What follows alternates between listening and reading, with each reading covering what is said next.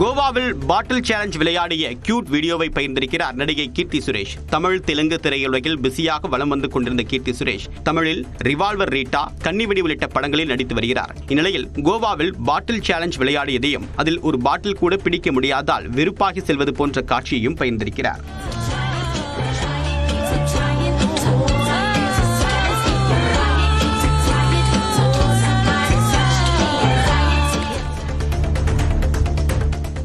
நெல்லை மாவட்டம் மாஞ்சோலை எஸ்டேட் பகுதியில் யானைகளின் நடமாட்டம் அதிகரித்துள்ளதால் அப்பகுதி மக்கள் அச்சமடைந்துள்ளனர். மாஞ்சோலை பகுதியில் ஆட்கள் நடமாட்டம் குறைந்ததால் அப்பகுதியில் வனவிலங்குகளின் நடமாட்டம் அதிகரித்துள்ளது. இந்நிலையில் மாஞ்சோலை எஸ்டேட் காஃபி டிவிஷன் பகுதியில் உள்ள தேயிலை தோட்டத்தில் யானை கூட்டம் ஒன்று 1 மணி நேரத்திற்கு மேலாக நின்று கொண்டிருந்தது. இந்த யானைகளின் நடமாட்டத்தால் இரவு நேரங்களில் சாலையில் நடமாட மக்கள் அச்சம் தெரிவித்துள்ளனர். கன்னியாகுமரி மாவட்டம் பரந்தாலுமூடு பகுதியில் சாலையோரம் இருந்த ராட்சத மாமரம் சாலையின் குறுக்கே விழுந்ததால் போக்குவரத்து பாதிக்கப்பட்டது. நாகர்கோவில் திருவனந்தபுரம் தேசிய நெடுஞ்சாலையில் 100 ஆண்டுகள் பழமையான மரம் விழுந்ததால் உயர் மின்னழுத்த கம்பிகள் அறுந்து விழுந்தன. இதனால் மின் விநியோகம் தடைப்பட்டது. நல்வாய்ப்பாக பொதுமக்களுக்கு எந்த பாதிப்பும் ஏற்படவில்லை. சாலையோரம் நிறுத்தப்பட்டிருந்த மினி லாரி சேதமடைந்தது. தகவலறிந்து வந்த தீயணைப்பு வீரர்கள் மரத்தை வெட்டி அப்புறப்படுத்தும் பணியில் ஈடுபட்டனர்.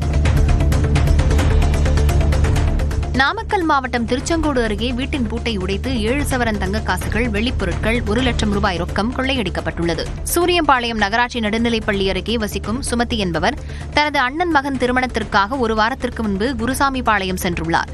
இவரது வீட்டிற்குள் புகுந்த நபர்கள் பொருட்களை திருடிச் சென்றுள்ளனர். இதுகுறித்து காவல் நிலையத்தில் புகார் அளிக்கப்பட்ட நிலையில் விசாரணை நடைபெற்று வருகிறது. கிருஷ்ணகிரி அரசு மருத்துவக் கல்லூரி மருத்துவமனையில் நிறுத்தி வைக்கப்பட்டிருந்த 2 சக்கர வாகனத்தை திருடிச் சென்ற நபர் சிசிடிவி காட்சிகளின் அடிப்படையில் தேடப்படுகிறார். போலுப்பள்ளி என்ற பகுதியில் தேசிய நெடுஞ்சாலை ஓரம் உள்ள மருத்துவமனையில் அனுமதிக்கப்பட்டுள்ள உறவினரை காண திருப்பத்தூர் மாவட்டம் கரகுப்பம் கிராமத்தைச் சேர்ந்த குமார் என்பவர் வந்துள்ளார். இவர் தனது 2 சக்கர வாகனத்தை மருத்துவமனையில் உள்ள வாகன நிறுத்துமிடத்தில் நிறுத்திவிட்டு சென்ற நிலையில் திரும்பி வந்து பார்த்தபோது மாயமாகியிருந்தது. இதையடுத்து காவல் நிலையத்தில் புகார் அளித்த நிலையில் விசாரணை நடந்து வருகிறது. திருவள்ளூர் மாவட்டம் ஆவடி சாலையில் 2 சக்கர வாகனத்தில் அதிவேகமாக சென்றபோது நிலை தடுமாறி கீழே விழுந்த இளைஞர் உயிரிழந்தார். பெரியபாளையத்தை சேர்ந்த சரண்ராஜ் 2 சக்கர வாகனத்தில் ஆவடி வீராபுரம் வழியாக அம்பத்தூர் நோக்கி சென்றார். அப்போது கட்டுப்பாட்டை இழந்த அவரது வாகனம் நிலை தடுமாறி கீழே விழுந்து 50 மீட்டர் தூரத்திற்கு இழுத்துச் சென்றது. இதில் பலத்த காயமடைந்த சரண்ராஜை மீட்ட அக்கம் பக்கத்தினர் ஸ்டான்லி அரசு மருத்துவமனையில் அனுமதித்தனர். அங்கு சிகிச்சை பலனின்றி அவர் உயிரிழந்தார். பாங்காக்கிலிருந்து சிங்கப்பூர் வழியாக கோவை வந்த பயணியிடமிருந்து 5 கோடி ரூபாய் மதிப்பிலான உயர் ரக கஞ்சா விதைகள் பறிமுதல் செய்யப்பட்டன. புதன்கிழமையன்று சிங்கப்பூரிலிருந்து கோவை வந்த விமான பயணிகளின் உடைமைகளை மத்திய வருவாய் புலனாய்வு பிரிவு அதிகாரிகள் சோதனை செய்தனர்.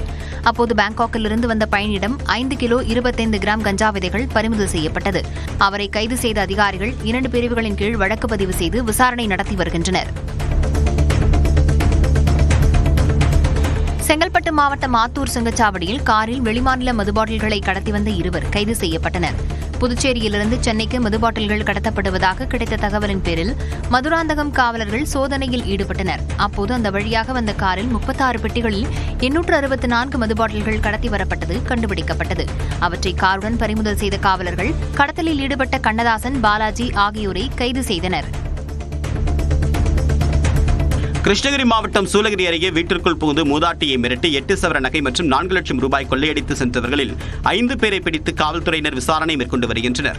கடந்த 14ஆம் தேதி தொட்டமெட்டரை கிராமத்தில் வசிக்கக்கூடிய மூதாட்டி கோவிந்தம்மாள் என்பவரின் வீட்டிற்குள் புகுந்த 7 பேர் கொண்ட கும்பல் அவர் அணிந்திருந்த 8 சவர நகையை பறித்தனர். மேலும் மூதாட்டியின் மருமகனை தாக்கிவிட்டு 4 லட்சம் ரூபாயையும் கொள்ளையடித்து சென்றனர்.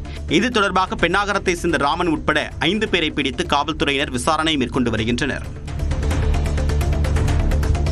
கரூர் அருகே வெள்ளியணை காவல் நிலையத்தில் மாவட்ட ஆட்சியர் தங்கவேல் ஆய்வு மேற்கொண்டார். அப்போது காவல் நிலையத்தில் சிசிடிவி கேமராக்கள் சரியாக இயங்குகிறதா, கைதிகள் அறையில் போதிய வசதிகள் உள்ளதா, பதிவான வழக்கில் மீது முறையான நடவடிக்கை எடுக்கப்பட்டுள்ளதா என்பது குறித்து கேட்டறிந்தார்.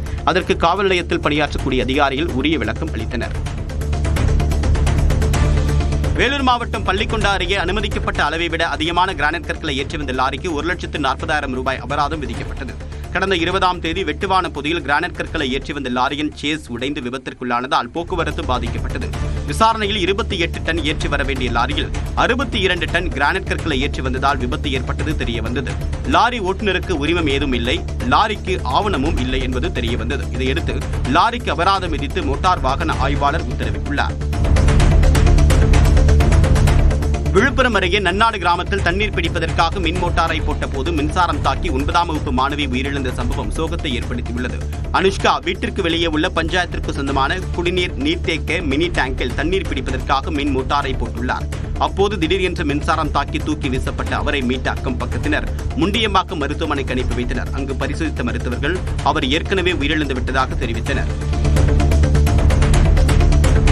சீனாவின் பெங்யாங் கவுண்டியில் உள்ள பழமை வாய்ந்த சுற்றுலா தலமான ஜோங்டு ட்ரம் கோபுரத்தின் மேற்கூரை இடிந்து விழுந்தது. 1375ஆம் ஆண்டு மிங் ஆட்சி காலத்தில் கட்டப்பட்ட இந்த கோபுரம் கடந்த ஆண்டு இந்திய மதிப்பில் சுமார் 4 கோடி ரூபாய் செலவில் புனரமைக்கப்பட்டது. இந்நிலையில் கடந்த 19ஆம் தேதி சுற்றுலா பயணிகள் நிறைந்திருந்த போது திடீரென மேற்கூரை சரிந்தது. சுமார் 650 ஆண்டுகள் பழமையான கட்டடம் இடிந்ததில் நல்வாய்ப்பாக யாருக்கும் காயம் ஏற்படவில்லை என அதிகாரிகள் தெரிவித்துள்ளனர்.